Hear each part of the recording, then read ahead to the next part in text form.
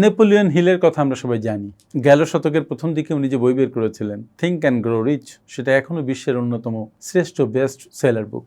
উনি সেই বইতে ডেফিনেটনেস অফ পারপাজের কথা বলেছিলেন, যে উদ্দেশ্য সেটা যেন ডেফিনিট হয়, সেটা যেন হেজি না হয়, অস্পষ্ট না হয়, সেটার জন্য ক্লিয়ারিটি থাকে। কারণ তোমার যদি লক্ষ্য পরিষ্কার না হয়, তুমি কি চাও, কি করতে চাও, সেই ব্যাপারে যদি তুমি অস্পষ্ট ধারণা পোষণ করো, তাহলে সেই লক্ষ্য কখনো অর্জিত হবে না। তাই কি চাও সেটা আগে ঠিক করে বুঝে নাও, সেটা বুঝে শুনে চাও। যখন তুমি তোমার চাওয়াটা পরিষ্কার করতে পারবে, তখন তুমি মনে করতে পারো যে তুমি তোমার পাওয়ার দিকে অনেকটা এগিয়ে গেছো। আর সেই ক্ষেত্রে ডেফিনেটনেস অফ পারপাস খুবই গুরুত্বপূর্ণ।